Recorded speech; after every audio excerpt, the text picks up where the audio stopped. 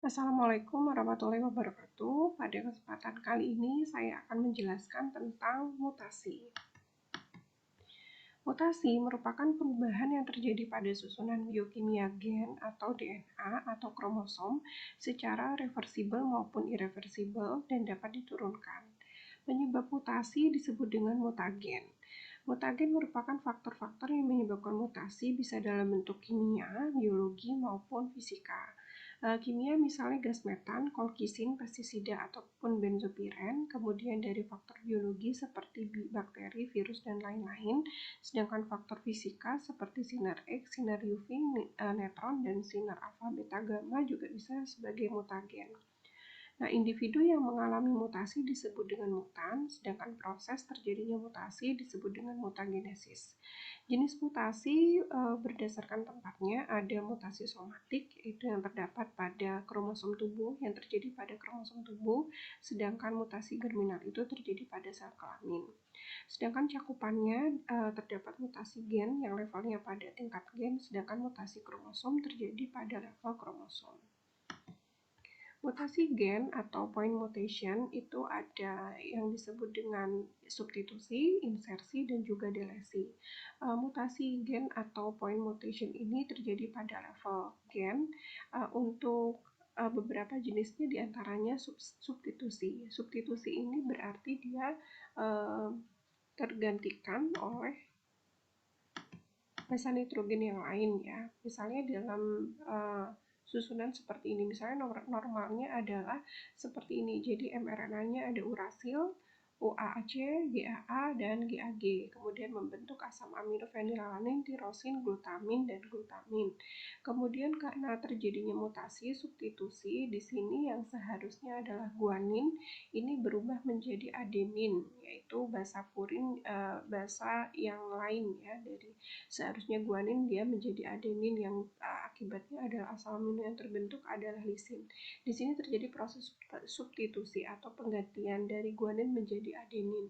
Lalu insersi. Insersi ini adalah proses masuknya basa nitrogen satu basa nitrogen atau lebih ke dalam rangkaian polinukleotida. Misalnya dalam poin gen nukleotida GAA, seharusnya GAA di sini ada penambahan satu basa nitrogen guanin sehingga terbentuknya GGA yang akhirnya membentuk asam aminoglisin, dan A-nya akan tergeser ke bagian nukleotida berikutnya yaitu AGA. Seharusnya GAG membentuk glutamin, di sini AGA membentuk arginin. Sedangkan delesi adalah hilangnya satu basa nitrogen atau lebih. Jadi ada bagian yang hilang di bagian rangkaian polinukleotida di sini, yaitu seharusnya adalah GAG. Nah, di sini ada bagian guanin yang hilang sehingga A-nya adenin akan maju ke depan membentuk adenin, guanin, dan guanin bentuk arginin. Seharusnya glutamin dia menjadi arginin. Di sini proses delesi. Kemudian mutasi dapat bermacam-macam ya. Pada mutasi gen ada mutasi diam, mutasi salah arti, dan mutasi tanpa arti. Kalau mutasi diam itu terjadi jika terjadi perubahan kode genetik tetapi tidak mengakibatkan perubahan asam amino yang disintesisnya, sehingga fenotipe juga tidak berubah.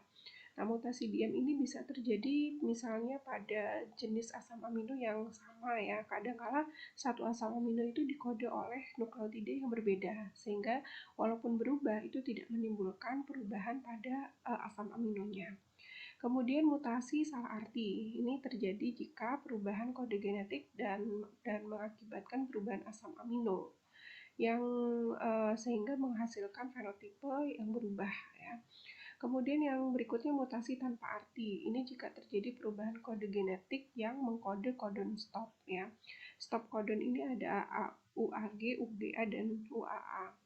Nah, kalau terjadi mutasi kemudian mengkode kodon stop, atau stop codon UAA, UAG, dan UGA, maka protein yang dihasilkan akan menjadi non-fungsional atau tidak berpengaruh apapun pada fenotipe.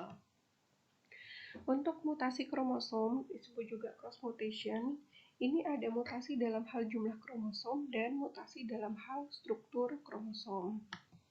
Untuk mutasi dalam hal jumlah kromosom disebut dengan euploidy. Ini merupakan mutasi yang melibatkan pengurangan atau penambahan perangkat kromosom. Pada umumnya manusia normal mempunyai susunan kromosom diploid yaitu 2N, tetapi mutasi akan menyebabkan kromosom pada sel berubah. Ada jenis aneuploidy, ada euploidy. Kalau aneuploidy ini adalah mutasi kromosom yang tidak melibatkan perubahan pada seluruh genom, melainkan hanya terjadi pada salah satu kromosom saja. Misalnya kromosom nomor 21 seperti itu. Macam-macam aneuploidy ada monosomik, nulisomik, trisomik, dan tetrasomik. Kalau monosomik berarti kromosomnya pada nomor tertentu itu dikurangi 2 kromosom, sehingga kromosomnya yang seharusnya satu pasang itu hanya ada sepasang saja, separuh pasang. Kemudian nulisomik itu kalau tidak terbentuk kromosom sama sekali. Kemudian kalau trisomik itu berarti kromosomnya itu ada 3 gitu ya, satu pasang kemudian plus separuh pasang. Lalu tetrasomik ini berarti ada 2 pasang pada nomor tertentu. Nah, kalau euploid, eu itu artinya benar, ploid artinya unit. Jadi euploid ini merupakan mutasi yang menyebabkan kehilangan satu atau lebih set kromosom. Jadi langsung sepasang yang hilang gitu ya. Nah, macam-macam euploid, ada monoploid yang seharusnya diploid ini jadi separuh semua, hilang dari nomor 1 sampai nomor terakhir. Kemudian kalau tetraploid itu ada 4 pasang setiap nomornya. Kemudian kalau triploid ada 3 pasang setiap nomornya. Kalau polyploid itu ada 4 pasang di setiap nomor kromosom. Nah, sedangkan mutasi kromosom berdasarkan strukturnya ini hampir sama seperti mutasi pada gen ya. Ada delesi, duplikasi, inversi, dan translokasi. Kalau delesi itu berarti hilangnya satu jenis, satu segmen kromosom pada satu kromosom tertentu ya. Misalnya pada gambaran di sini ada ABCDEFG, ada satu bagian yang hilang yaitu bagian segmen D, sehingga terbentuklah struktur kromosom ABCEFGH. Kemudian kalau duplikasi ini berarti mengganda, ada segmen yang mengganda, misalnya segmen BC ini menjadi ABC, BC, DE, FGH ya. Kemudian inversi, kalau inversi ini terjadi perpindahan segmen kromosom, seharusnya BCD menjadi DJB. Segmen D akan berpindah ke bagian segmen B.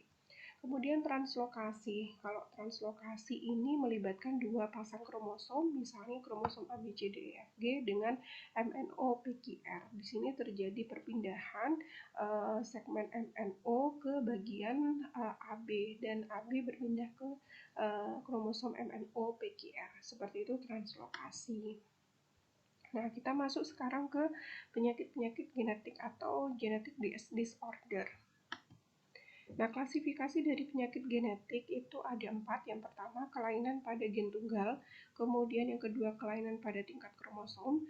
Yang ketiga adalah kelainan genetik pada mitokondria atau mitochondrial disorder. Dan yang keempat adalah multifaktorial atau penyakit yang tidak hanya disebabkan oleh faktor genetik saja. Kemudian kita masuk ke bagian kelainan gen tunggal atau single gene disorder. Jadi kelainan gen tunggal atau single gene disorder ini diklasifikasikan menjadi autosomal dominan, autosomal resesif. Ya, di sini sama-sama terjadi pada kromosom tubuh ya. Sedangkan X dan Y ini terjadinya pada kromosom kelamin. Nah, kalau autosomal dominan ini berarti penyakit yang diakibatkan karena adanya satu gen cacat pada sel tubuh ya yang diwariskan dari salah satu orang tuanya ya, atau heterozigot. Sedangkan autosomal resesif ini penyakit yang disebabkan karena adanya sepasang gen cacat yang diwariskan dari dua orang penderita. seperti itu. Dua orang ayah dan ibu ya, orang tuanya. Sedangkan kalau XY link ini kelainan gen pada kromosom X ataupun Y ya, pada kromosom kelamin. Nah, kita masuk ke autosomal dominan. Di sini contoh autosomal dominan cirinya adalah sifatnya mungkin ada pada pria ataupun wanita. Jadi bisa dari ayahnya, bisa dari ibunya. Sifat itu juga terdapat salah satu dari kedua orang tua pasangan, sekitar 50% anaknya di sini akan dilahirkan dengan sifat yang sama dengan pasangan yang tidak normal gitu ya.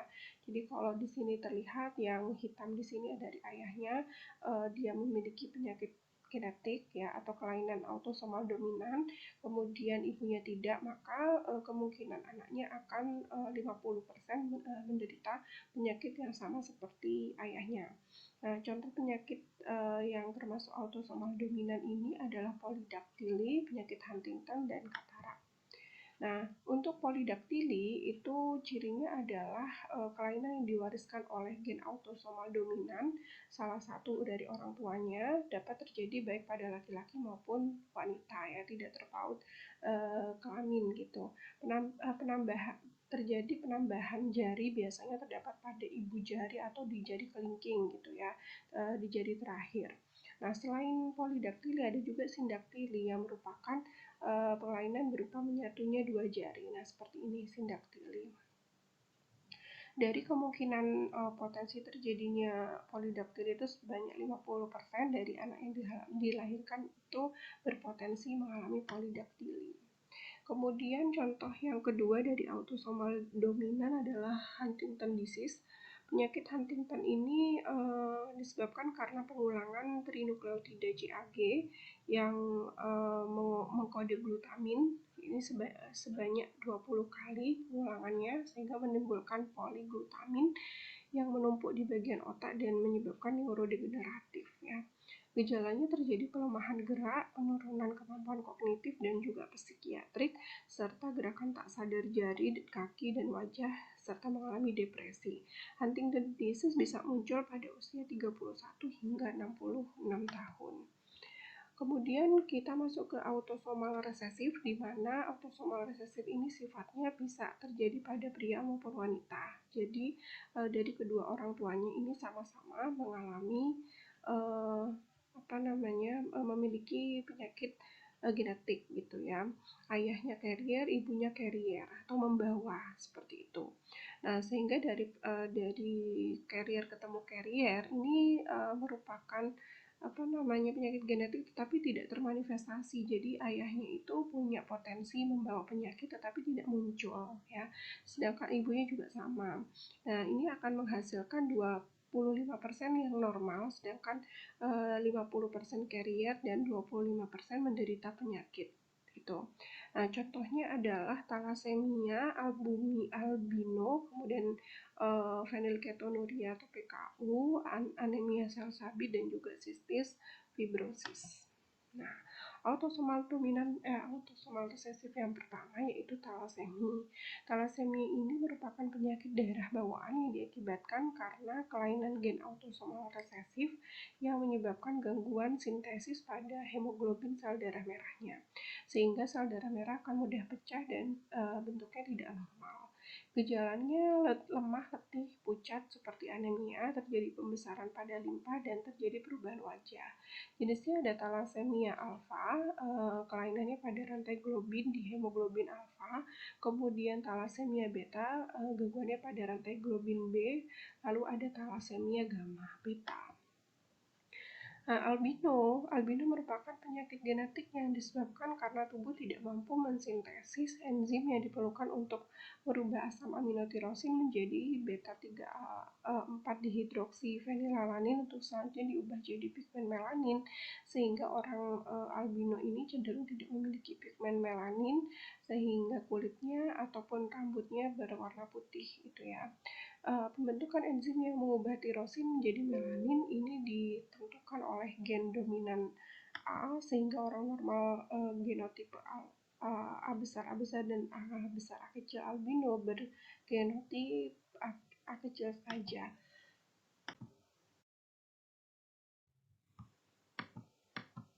Nah, berikutnya adalah penyakit fenilketonuria atau PKU. Ini merupakan penyakit yang disebabkan oleh mutasi pada gen di kromosom nomor 12 yang mengkode enzim fenilalanin hidroksilase atau PAH dan banyak diproduksi di hati.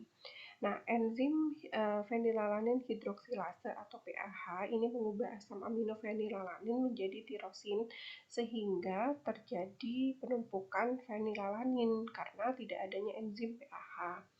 Nah, gejalanya ada keterbelakangan mental, kemudian kejang-kejang, tidak tahan cahaya, pigmen tubuh berkurang, ruam kulit dan kepala kecil, serta gangguan intelektual. Kejadian fenilketonuria ini adalah satu dari 10.000 bayi yang lahir. Nah, kejadian fenilketonuria ini terjadi karena tidak adanya enzim PAH yang akan merubah tirosin menjadi fenilalanin sehingga terbentuklah tumpukan asam fenil pirufat yang menyebabkan gangguan perkembangan otak. Nah, berikutnya adalah penyakit anemia sel sabit. Anemia sel sabit ini merupakan penyakit genetik akibat mutasi gen pengkode rantai A beta globulin yang terdapat pada kromosom nomor 11.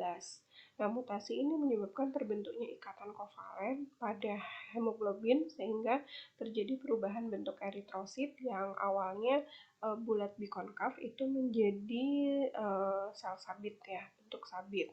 Nah, eritrosit yang berbentuk sabit ini menyebabkan penyumbatan pada pembuluh darah dan mengurangi asupan oksigen ke organ yang penting. Karena kalau bentuknya sabit ini gampang menumpuk dan menyumbat di pembuluh darah, tidak elastis gitu ya. Kalau yang si eritrosit yang bulat bikonkav ini lebih fleksibel, ketika melewati pembuluh darah kecil dia akan mengecil. Nah, sehingga tidak menimbulkan sumbatan. Gejala dari anemia sel sabit sendiri adalah penderitanya mengalami gejala-gejala anemia, nyeri pada beberapa anggota tubuh, infeksi pada limpa, gangguan pertumbuhan, dan gangguan penglihatan. Nah, berikutnya adalah cystic fibrosis. Ini merupakan penyakit akibat gangguan gen CF pada kedua kromosom 7 pada manusia. Gen cystic fibrosis ini menyebabkan kegagalan pembentukan protein transmembran regulator CFTR. Nah, protein CFTR ini menyebabkan peningkatan produksi sodium klorida sehingga reabsorpsi air meningkat dan cairan paru menjadi lebih kental.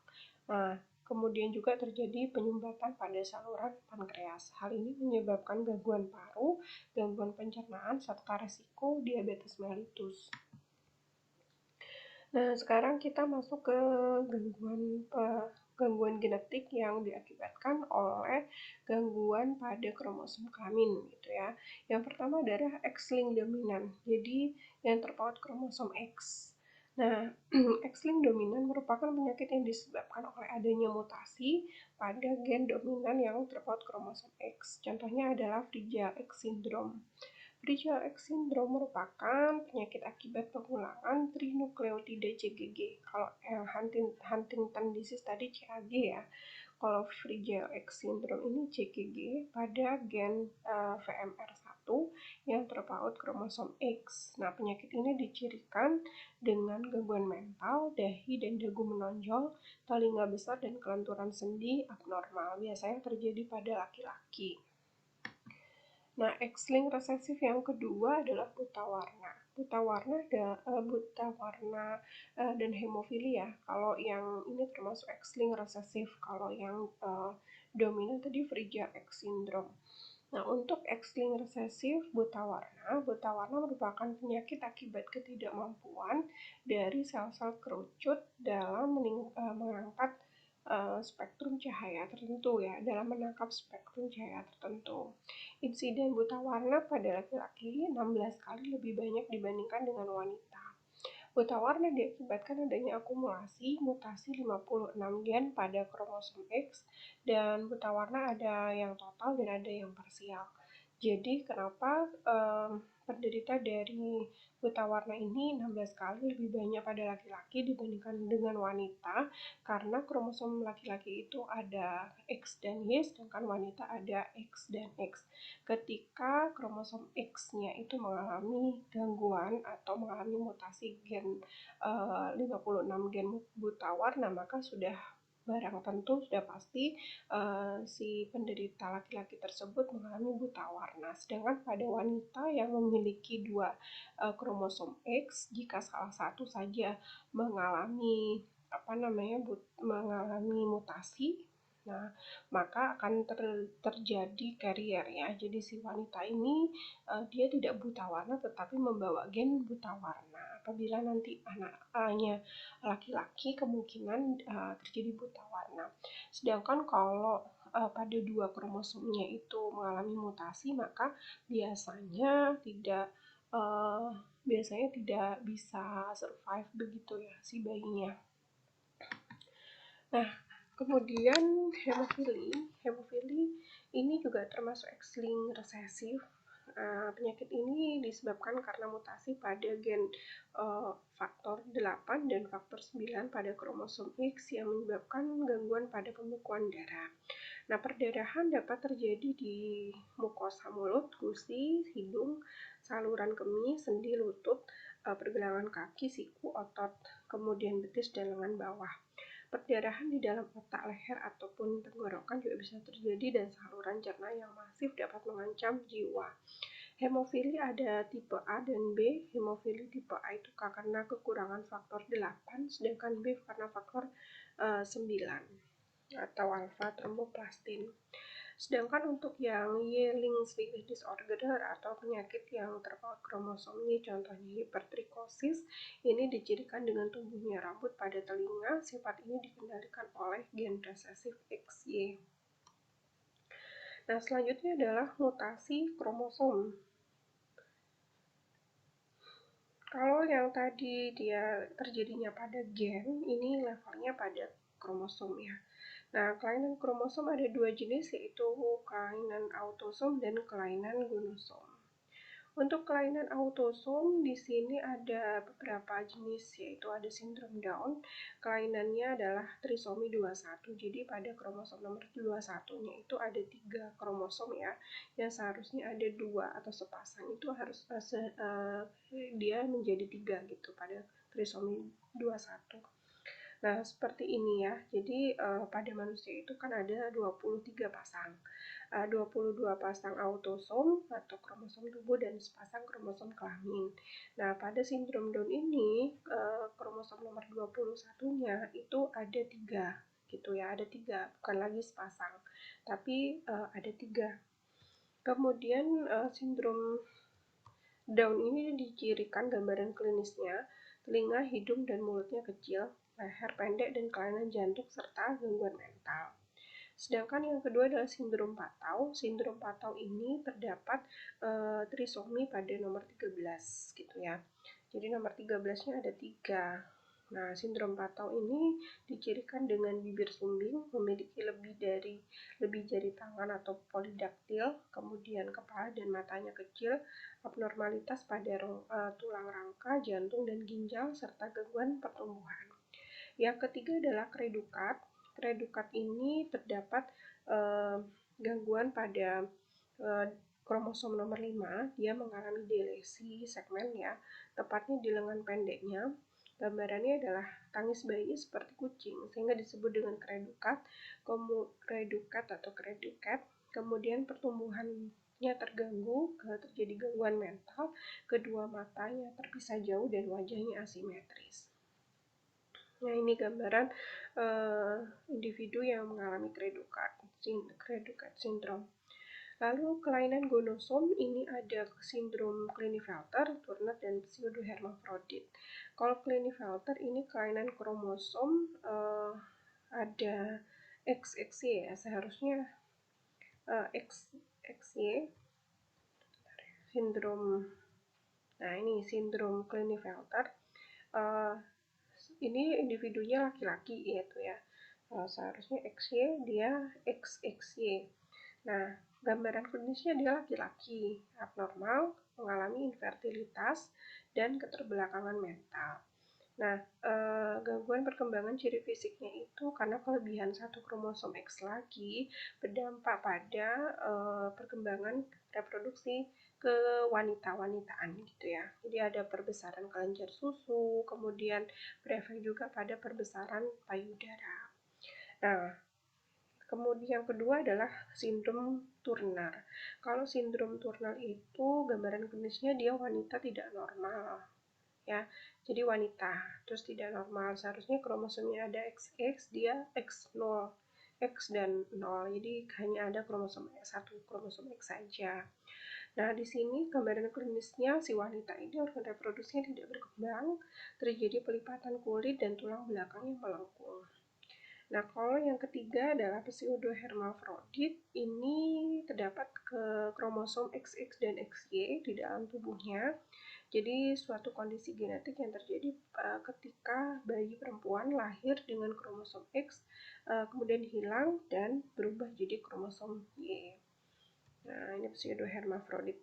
Kemudian kelainan genetik berikutnya tidak terjadi pada kromosom atau gen di dalam nukleus, tetapi terjadinya di mitokondria. Nah, kelainan genetik pada mitokondria ini diakibatkan adanya mutasi kromosom di mitokondria. Uniknya kelainan ini hanya diturunkan secara maternal dari ibunya ya, akibat kelainan mitokondria ibu. Karena saat pembuahan mitokondria sperma tidak ikut melebur ke dalam ovum. Beberapa penyakit contohnya ada Leber hereditary optic neuropathy atau LON dan juga mitokondrial myopathy. Untuk penyakit yang pertama, Leber hereditary optic neuropathy atau LON merupakan penyakit akibat mutasi DNA mitokondria pada beberapa gen misalnya MTND1, MTND4, MTND4L, dan MTND6 yang menyebabkan gejala penyakit LON. Penyakit ini, kelainan penyakit atau penyakit ini menimbulkan daya penglihatan yang menurun, penglihatan karena kerusakan sel-sel syaraf yang menghubungkan mata dengan otak. Nah, disertai gangguan pergerakan badan atau tremor serta denyut jantung yang tidak normal ya. Yang terakhir yaitu penyakit multifaktorial. Penyakit multifaktorial merupakan penyakit yang tidak hanya melibatkan beberapa gen tetapi juga lingkungan yang berpengaruh ya. Jadi pengaruhnya tidak hanya karena faktor genetik tapi juga lingkungan dan merupakan interaksi antara genetik dan lingkungan ya.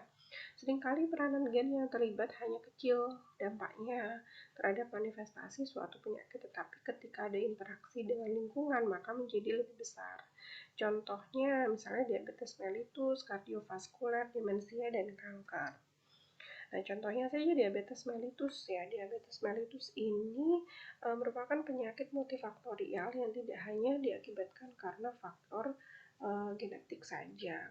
Nah, dari faktor genetik, diabetes tipe 1 misalnya, itu karena ada mutasi pada gen HLA, Human Leukocyte Antigen, pada kromosom 6. Nah, gen HLA ini memproduksi glikoprotein yang melabeli sel beta pankreas dan dianggap sebagai benda asing oleh sistem imun kita. Sehingga sel beta pankreas ini akan dirusak oleh autoantibody yang dihasilkan oleh tubuh kita. Sehingga pankreas akan menjadi rusak dan tidak dapat menghasilkan cukup insulin. Sedangkan faktor lingkungan lainnya yang bisa menyumbangkan yaitu faktor stres dan infeksi rubella atau adenovirus. Sedangkan diabetes tipe 2 itu juga sama, ada interaksi faktor genetik dan faktor lingkungan. Kalau faktor genetik itu ada mutasi di gen INS dan INSR yang dapat mengatur homeostasis atau keseimbangan gula darah. Faktor genetik lebih banyak menyumbangkan pengaruhnya ke DM1 daripada DM2. Faktor lingkungan yang bisa meningkatkan